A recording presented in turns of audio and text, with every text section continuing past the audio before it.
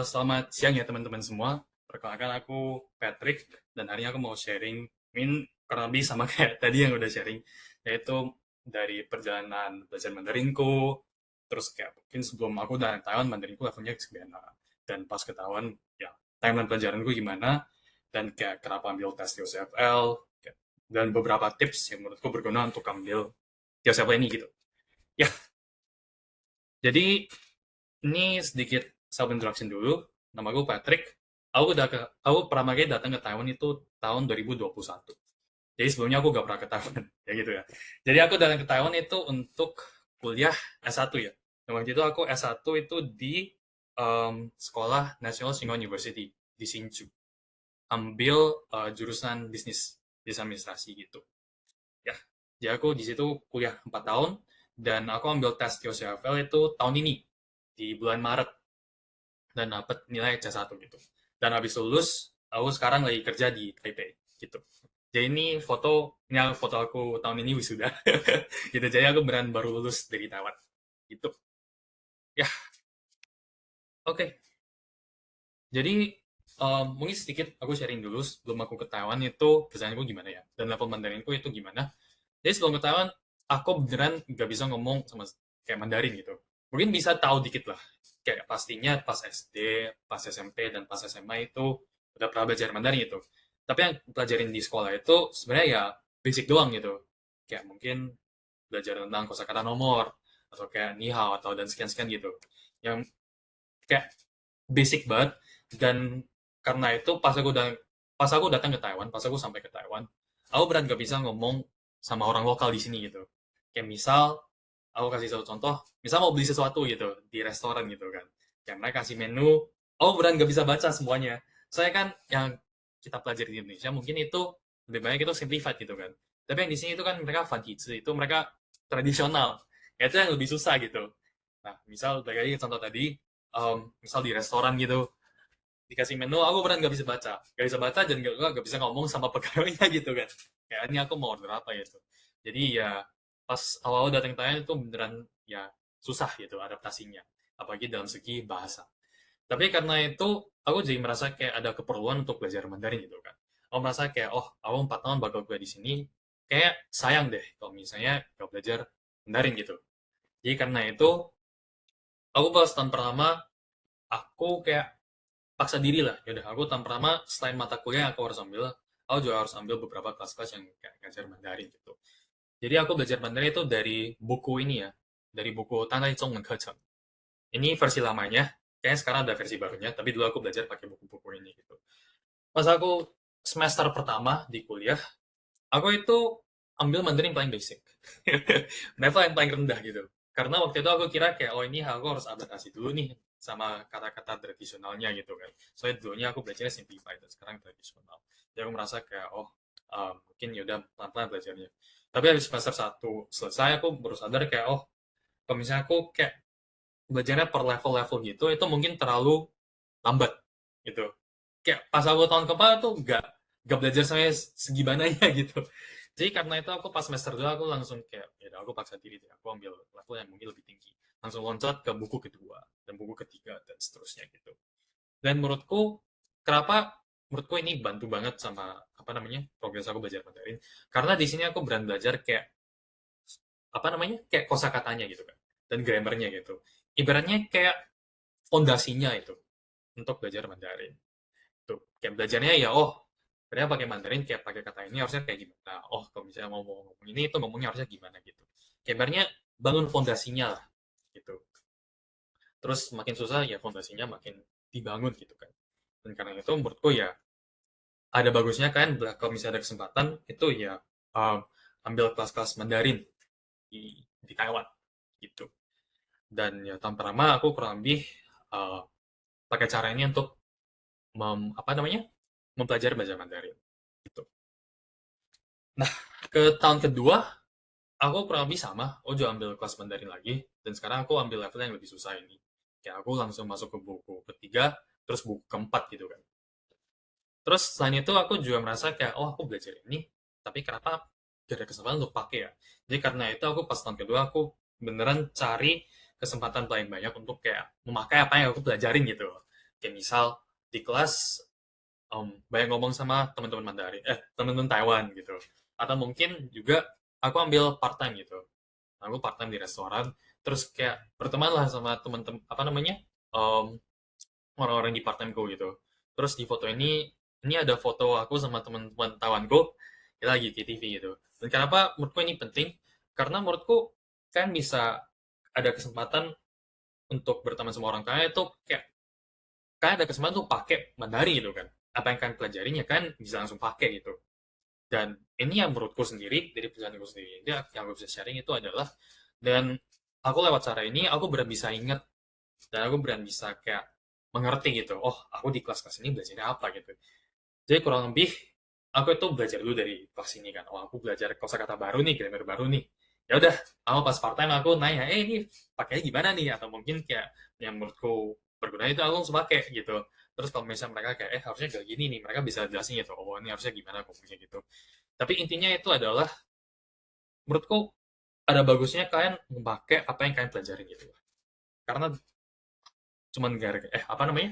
Karena dengan kalian pakai apa yang kalian pelajarin, kalian dan bisa ingat dan bisa mengerti apa yang kalian pelajarin gitu. Jadi kalau lebih aku tahun pertama dan tahun kedua ya belajar Mandarin proses begini. Itu.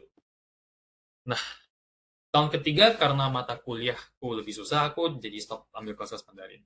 Tapi walaupun aku gak ambil kelas Mandarin ini, aku tetap cari kesempatan untuk ya berteman sama lebih banyak orang Taiwan dan juga mencari kesempatan untuk ngomong Mandarin gitu. Kayak misal aku ambil kelas-kelas yang kayak isinya cuma orang Taiwan gitu dan emang harus diskusi sama orang Taiwan. Atau mungkin kalau misalnya aku ada kelas dan apa namanya temanku kayak teammateku itu orang Taiwan, ya udah aku ngomong sama dia itu langsung pakai Mandarin aja gitu. Walaupun ngomongnya salah, walaupun ngomongnya gak jelas, menurutku nggak penting. Karena kan belajar itu proses gitu. Kamu nggak mungkin dengan belajar sekali langsung bisa ngomong Mandarin dengan sangat bagus gitu kan. Jadi ada bagusnya kan memberikan diri untuk kayak langsung ngomong aja lah apa yang kalian tahu gitu. Tapi ya balik lagi ke timeline ini, aku tahun ketiga dan keempat kurang lebih kayak gitu. Ya, masih cari kesempatan untuk memakai bahasa Mandarin walaupun aku gak ambil kelas-kelasnya. Gitu. Jadi ini kurang lebih timelineku untuk belajar Mandarin. Dan sekarang kita masuk ke kenapa aku ambil TOEFL. Aku ambil TOEFL itu di tahun ini, di Maret kan. Nah, alasan utamanya itu untuk mempermudah aku cari kerja di Taiwan. Karena aku emang udah memutuskan ya untuk stay di Taiwan untuk kerja gitu. Dan menurutku ada bagusnya kalau misalnya kalian ada TOEFL untuk cari kerja. Kenapa? Karena di Taiwan, ya meskipun ada banyak banget perusahaan yang dari luar negeri itu kan, ya mungkin kayak perusahaan internasional gitu, Taiwan. Dan mereka mungkin working environment-nya itu Mandarin itu bukan dibutuhkan banget gitu. Mungkin kayak maksudnya kan masih bisa pakai Inggris untuk komunikasi sama teman kerja kalian. Tapi menurutku ada bagusnya kalau misalnya kalian ada TOEFL. Kenapa? Karena kalau misalnya di tempat kerja gitu, kalian bekerja sama orang Taiwan, kalian ngomong sama Mandarin sama mereka, mereka pasti lebih seneng gitu. Saya itu kan bahasa mereka sendiri gitu. Dan ya TOEFL ini bisa jadi plus point gitu. Karena ini juga ada kaitannya sama hal apa namanya alasan kedua, yaitu menambah kualifikasi. Maksudnya kualifikasi itu kayak misalkan ngomong kalian sendiri bisa ngomong bahasa Mandarin, tapi kalian gak ada buktinya. Nah, TOEFL ini bisa jadi bukti gitu. Kayak misalkan ngomong sama orang lain, oh gue bisa bahasa Mandarin, levelku segini. Gara-gara aku udah ambil tes TOEFL untuk membuktikan kalau misalnya levelku itu udah setinggi ini gitu. Itu kan orang lebih apa namanya lebih gampang percaya kamu dibanding kamu cuma ngomong oh bisa bahasa Mandarin gara-gara apa-apa gitu. Kan ada sesuatu yang konkret dan sesuatu yang kayak jelas gitu untuk kayak kasih tahu oh level Mandarinku itu sekian tingginya gitu kan. Dan yang ketiga alasan kenapa aku ambil TOEFL itu um, mungkin kalau misalnya bukan kerja ada kesempatan lainnya gitu kan. Kayak misal aku mau daftar beasiswa, soalnya beberapa beasiswa Taiwan emang perlu TOEFL ini juga. Atau mungkin aku daftar S2. Misalnya kedepannya aku habis kerja aku mau lanjut S2, jadi aku ada TOEFL ini untuk membantu aku apply S2 gitu. Nah, ini kurang lebih kenapa aku ambil TOEFL. Terus ini tes TOEFL-nya. Aku ambil tes TOEFL itu di tanggal 16 Maret 2025. Nilaiku itu C1 dan ya sebenarnya pas-pasan C1 lah. Tapi kenapa aku ambil 16 Maret ini gara-gara pas banget oh tesnya itu di MTHU di kampusku sendiri. Jadi waktu itu aku ingat aku kayaknya pas bulan Februari atau akhir Januari aku udah memutuskan oh kayak aku mau tes TOEFL deh. Terus aku lihat websitenya, soalnya di websitenya itu mereka ada tulis jadwal tesnya gitu. Kayak oh misalnya di Taiwan kalau sampai apa namanya, kayak tesnya itu di mana aja dan di hari apa aja gitu. Jadi kebetulan pas aku lihat jadwalnya, oh ada di NTHU, ya udah aku langsung pilih NTHU. Soalnya sisanya itu kalau nggak salah itu mungkin di Taipei. Dan ya mending di NTHU aja lah, saya lebih deket kan. Gitu. Nah, jadi ada beberapa tips persiapan tes di OSFL. Yang menurutku ngebantu aku banget lah di saat aku ambil tes ini. Yang pertama itu, tadi juga sempat di-sharing, itu cari latihan soal dari website OSFL. Menurutku itu ada bagusnya karena kan ya gak cuma bisa latihan soal kan, tapi menurutku aku tuh lebih bisa kayak ngerti oh kira-kira nanti pas tes jawabannya, sorry, kayak pertanyaannya bakal jadi kayak gimana gitu, kayak contoh pertanyaannya apa, kayak aku bisa expect apa dari tes TOEFL-nya gitu pas aku ambil gitu. Jadi ada bagusnya kalian bisa latihan dulu, cari latihan soal dari website TOEFL, di websitenya ada gitu.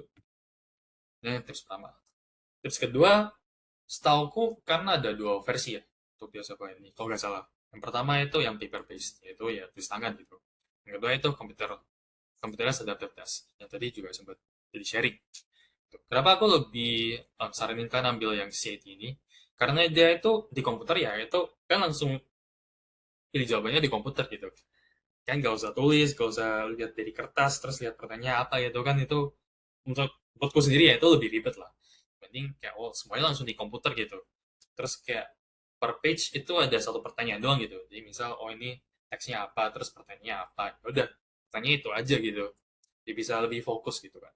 Terus dia itu adaptif. Jadi kayak yang tadi udah sharing itu, dia adaptif itu maksudnya misalkan pertanyaan pertama kalian jawabnya benar, ya udah pertanyaan kedua itu bakal lebih susah dan seterusnya. Kalau misalnya kalian udah sampai pertanyaan ke minimal ke 10 gitu terus oh salah, dan mungkin pertanyaan ke seterusnya mereka bakal turunin tingkat kesusahannya.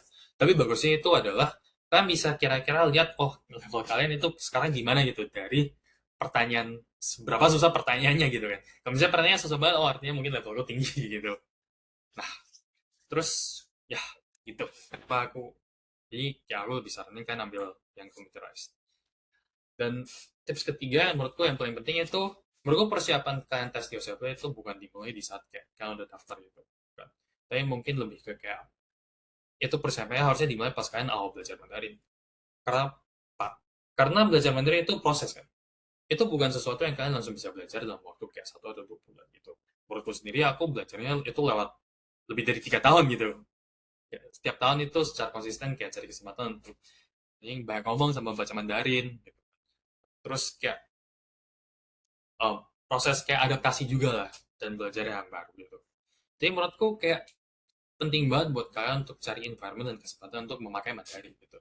Jadi ada baiknya kalau misalnya kalian gak usah takut ngomong Mandarin sama orang Taiwan lokal gitu. Soalnya mereka kalian ngomongnya kayak seberapa jelek atau meskipun orang lokalnya mungkin kayak mereka masih bisa kira-kira ngerti gitu. Oh kan ngomongnya itu kira-kira apa gitu, kayak intinya apa gitu kan. Jadi kayak kalau misalnya kalian um, kayak gak gitu merasa percaya diri dan level Mandarin kalian, menurutku itu gak apa-apa, langsung ngomong aja.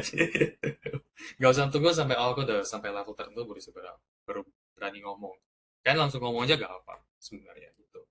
Dan ya balik lagi, ketiga, belajar Mandarin itu sebuah proses dan tidak bisa langsung bisa dalam waktu yang cepat gitu.